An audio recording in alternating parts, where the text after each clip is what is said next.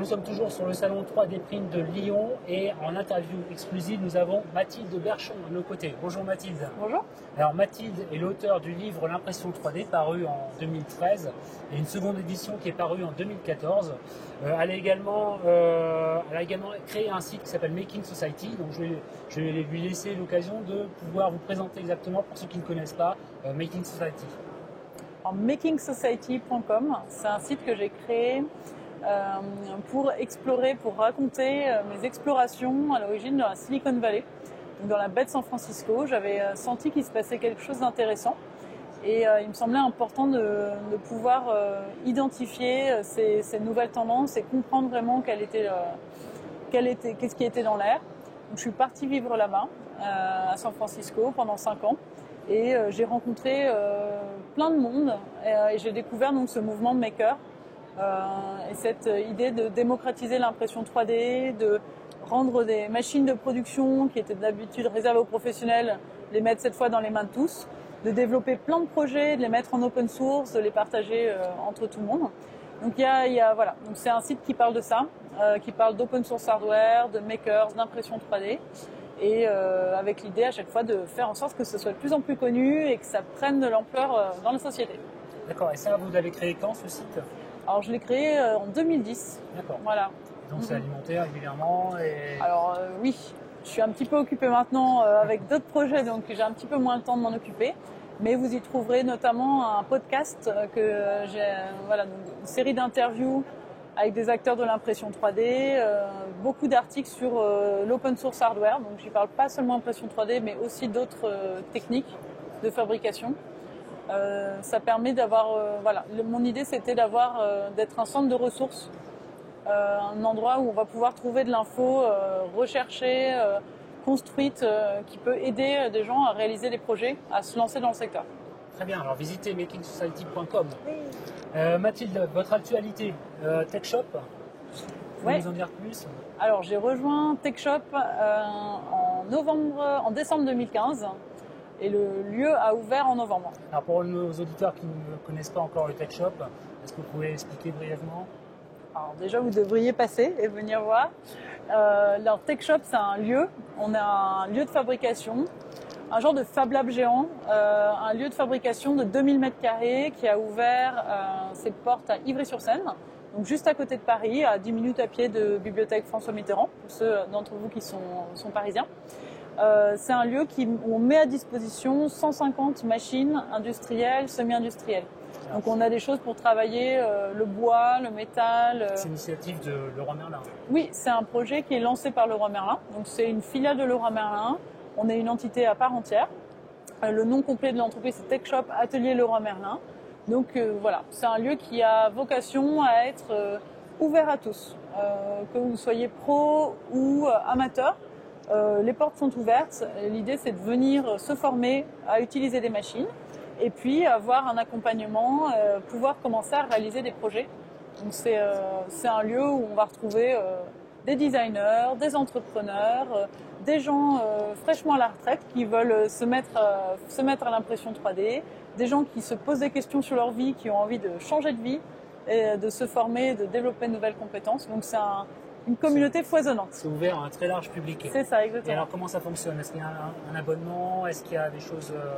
Oui, le fonctionnement, c'est par abonnement. Donc vous devenez membre, vous vous abonnez et l'abonnement est mensuel. Donc vous venez au minimum un mois. Après, vous venez comme vous voulez dans le mois, il n'y a pas d'obligation. Et vous pouvez... Alors après, il y a différentes horaires. Donc typiquement, l'abonnement matin, c'est l'abonnement le plus accessible, plus grand public. C'est 50 € par mois. Vous avez accès au lieu tous les matins, de 9h à 13h30. Et vous avez accès à toutes les machines sur lesquelles vous êtes formé. Donc, vous pouvez commencer à réaliser plein de projets, faire des affiches, customiser votre... D'accord, il n'y a pas de coût additionnel avec l'abonnement de 50 €. Le seul coût, c'est la formation, l'abonnement, puis les matériaux, les consommables. Donc typiquement, vous payez en fonction de la quantité d'encre que vous utilisez, de filaments, d'impression 3D, tout ça. Ça reste, pour la partie consommable, on parle de quelques euros. Ouais. Alors pour les auditeurs qui qui n'habitent pas la région parisienne, est-ce qu'il y a des projets de développement ? Alors oui, alors déjà pour ceux d'entre vous qui habitent dans la région lilloise, il y a un nouveau tech shop qui va ouvrir en 2017, au printemps 2017. Donc il y aura un tech shop à Lille qui va être pareil, immense, avec plein de possibilités, ouvert à tous. Et puis on est en train de réfléchir à l'ouverture potentiellement d'autres tech shops. L'idée c'est vraiment là de tester le modèle et pourquoi pas d'en avoir un petit peu partout en France. C'est quelque chose qu'on adorerait évidemment. Alors c'est plutôt bon signe hein, si vous envisagez d'ouvrir d'autres tech shops dans d'autres régions, c'est que le premier test a été assez concluant. Alors pour l'instant c'est un petit peu tôt pour le dire. On est vraiment dans une phase de test. Ça fait moins d'un an qu'on a ouvert. Donc on est encore en train de tester plein de choses, de voir comment voilà, d'adapter notre offre aussi en fonction des retours de notre communauté. On est vraiment à l'écoute de ce que nous disent nos membres. Donc voilà, pour l'instant, on a celui d'Ivry qui est ouvert 7 jours sur 7. On est ouvert tous les jours jusqu'à 22h30, le dimanche jusqu'à 21h. Donc il y a pas mal de choses à faire déjà si on est dans le coin, avec un parking disponible. Donc on a des gens qui vont jusqu'à faire 2 heures de route tous les jours pour venir. Voilà, le lieu est vraiment spécial, il y a plein de choses à faire. Le celui lillois, et puis on verra pour la suite, c'est pas encore fait. Juste sur la partie impression 3D, de quelle technologie disposez-vous dans le tech shop? Sur la partie impression 3D, on est vraiment pour l'instant sur du FDM, donc filament de dépôt, filament fondu, PLA ou ABS. Donc on est vraiment sur une utilisation classique en prototypage rapide.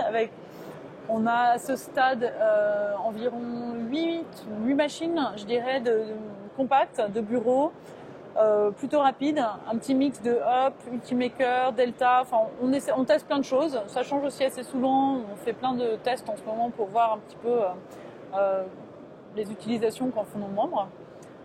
Voilà. Donc des machines qui tournent tous les jours. Très bien. Voilà. Alors, en tant que professionnelle et pionnière quelque part de l'impression 3D, comment vous voyez l'évolution de cette technologie depuis votre voyage à San Francisco, depuis Making Society? Comment vous percevez ça, à la fois côté professionnel et côté particulier? Alors, en 2010-2011, il y avait cet effet de hype, de tendance.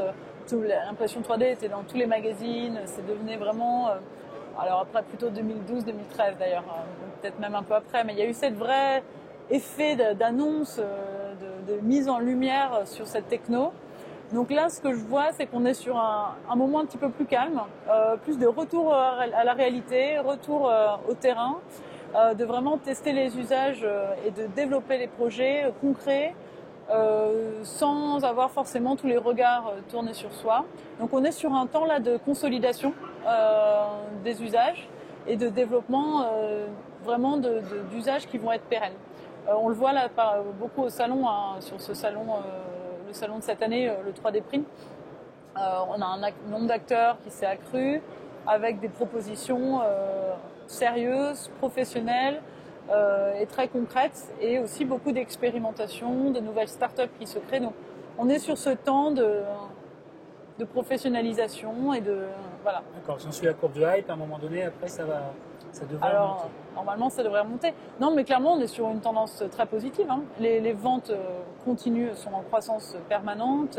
Enfin, là, c'était une très très bonne année pour l'impression 3D. Sur la partie impression 3D grand public, mettre une imprimante 3D dans les mains de tous, on n'y est pas. Après, on peut se poser la question de est-ce que c'est vraiment ce qu'on veut.